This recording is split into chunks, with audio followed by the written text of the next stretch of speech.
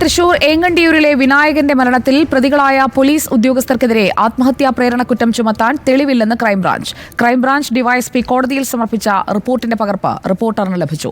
വിനായകന് നീതി ലഭിക്കാൻ ഏതറ്റം വരെയും പോകുമെന്ന് പിതാവ് കൃഷ്ണൻ പറഞ്ഞു. ഒന്നാം പ്രതി സാജൻ, രണ്ടാം പ്രതി ശ്രീജിത്ത് എന്നീ പോലീസ് ഉദ്യോഗസ്ഥർക്കെതിരെ ആത്മഹത്യാ പ്രേരണാകുറ്റം ചുമത്താനാകില്ലെന്ന് റിപ്പോർട്ട് പറയുന്നു. Crime branch DYSP V A. ഉല്ലാസാണ് കോടതിയിൽ റിപ്പോർട്ട് സമർപ്പിച്ചത്. വിനായകനെ പോലീസ് സ്റ്റേഷനിൽ വെച്ച് മർദ്ദിച്ചത് പിടിച്ചുപറി കേസിൽ കുറ്റസമ്മത മൊഴി നേടിയെടുക്കുന്നതിന് വേണ്ടിയാണെന്നും റിപ്പോർട്ട് പറയുന്നു. അത്തരമൊരു നടപടി ആത്മഹത്യാ പ്രേരണ ആകുന്നില്ലെന്നും ക്രൈംബ്രാഞ്ച് കോടതിയിൽ നൽകിയ റിപ്പോർട്ടിൽ പറയുന്നത്. മകൻ്റേത് കസ്റ്റഡി മരണമാണെന്നും പോലീസാണ് മരണത്തിന് ഉത്തരവാദിയെന്നും വിനായകൻ്റെ അച്ഛൻ പറഞ്ഞു. നീതി കിട്ടില്ല. നീതി എന്ന് വെച്ചാൽ കേസ് അന്വേഷിച്ച ഉദ്യോഗസ്ഥന്മാർക്ക് പോലീസുകാർക്ക് സപ്പോർട്ടായിട്ടാണ്. ഇപ്പോൾ അന്വേഷിച്ച ഒരു ഫിറോസ് മുഹമ്മദ്, ഉണ്ണിരാജ, ഇപ്പോൾ ഉല്ലാസ് എന്ന് പറഞ്ഞ സാറാണ് അന്വേഷിക്കുന്ന കേസ്.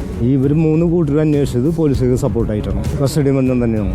എന്ന് വെച്ചാൽ എൻ്റെ മോൻ അതിക്രൂരമായി മതനായിട്ടുണ്ടായിരുന്നു. അതേസമയം റിപ്പോർട്ട് ചോദ്യം ചെയ്തും CBI അന്വേഷണം ആവശ്യപ്പെട്ടും കോടതിയെ സമീപിക്കുമെന്ന് ദളിത് സമുദായ മുന്നണി അറിയിച്ചു. തുടരന്വേഷണത്തിൽ തീർച്ചയായിട്ടും പോലീസിനെ സഹായിക്കുന്ന രീതിയിലുള്ള നടപടിയാണ്, റിപ്പോർട്ടാണ് അന്വേഷണ ഉദ്യോഗസ്ഥൻ ഇപ്പോൾ കൊടുത്തിട്ടുള്ളത്. അതുകൊണ്ട് തന്നെ നമ്മൾ വീണ്ടും ഹൈക്കോടതിയെ സമീപിച്ചുകൊണ്ട് ഒരു CBI അന്വേഷണത്തിന് വിധി സമ്പാദിക്കുന്നതിന് വേണ്ടിയിട്ടുള്ള തുടർ പോരാട്ട പ്രവർത്തനങ്ങളിലേക്ക് ഞങ്ങൾ മുന്നോട്ട് പോവുകയാണ്.